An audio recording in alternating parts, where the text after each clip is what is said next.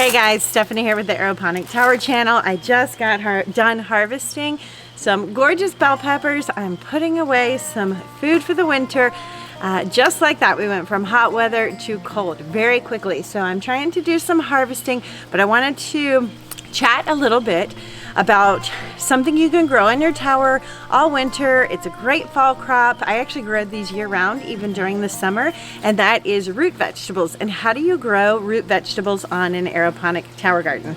So the good news is we can grow root vegetables on an aeroponic tower garden. The bad news is we can't grow all root vegetables on a tower garden. There are two different kinds of root vegetables.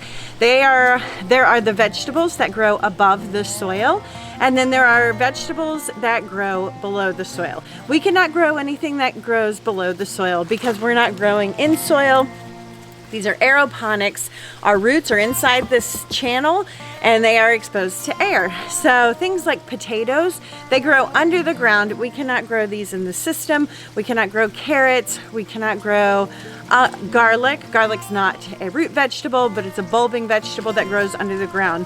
We can, however, grow turnips and beets and rutabaga and all of those radishes, all of those amazing root vegetables that produce a root above the soil, because here on our tower, they're just going to pop right out of the inside of the grow port. There are a few tips I have learned through doing this that I want to share with you guys that just will help you grow an abundance of them or grow more of them, as far as how many seeds to plant and all of those things. So after experimenting with growing root vegetables on my towers, I have discovered just a few tips and tricks that increase my yield. One is, instead of growing one seed, and I've talked before in the past that if you grow one seed, you get one really big harvest of a vegetable.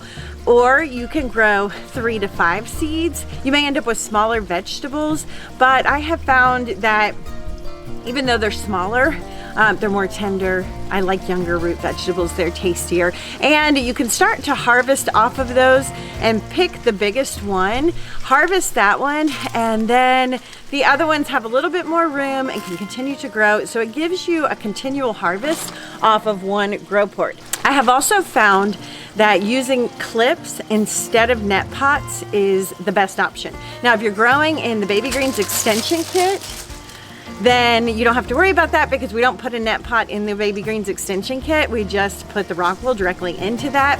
But what I have found is when you grow in a net pot and you have your root vegetable, you have to keep a close eye on it when it's starting to bulb and work it out of that net pot so that it doesn't try to grow in the net pot and then expand and cause some damage to the root vegetable. When you use the clips, however, I found that they just kind of, the root vegetables just kind of fall out of our grow port, and they just are allowed to kind of trail out and grow sort of dangling from that clip. And aside from that, and this goes for radishes too, so radishes, turnips, beets, when you multi-seed them, if you do too many, they're going to strangle each other out and aren't going to thrive. But ideal, like 3, max 5, 5's really pushing it. You're going to get nice, healthy root vegetables that have plenty of space. We're not fighting for nutrients in a tower. They're going to all get the amount of nutrients that they need. We're in the ground. When you plant things too close, they can compete for nutrients. But you do have the issue, these are some turnips here, where there's a lot of leaves. There's 5 in this grow port.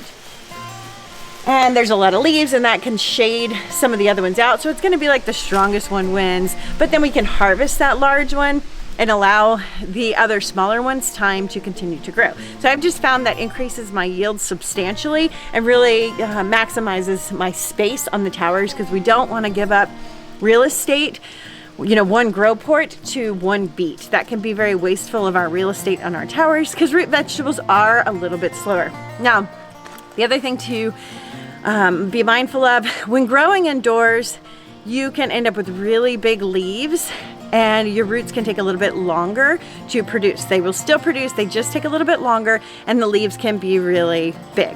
So I've got some, or in the shade if you're not in full sun. I've got a tower and some of my turnips are coming in with these big leaves, and it reminded me, oh, that's right, that's what these looked like last year when I was growing during the winter and growing inside. What you can do to manage that is just thin them out. The leaves are edible. I actually juice them, and that can help just free up some space on the tower, because you don't want gigantic leaves taking over your tower and shading out other things.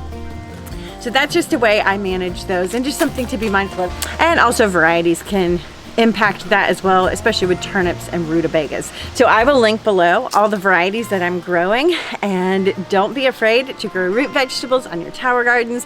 Beets are so nutritionally beneficial and so healthy, especially for women, especially for athletes, and they grow in abundance on a tower. Turnips, what an amazing food crop turnips are. I love to be able to make soups. We use them like you would a potato without having to have potatoes. That they replace that for us. So thanks for joining me on this quick tip on growing root vegetables and on your aeroponic tower garden. See you on the next video.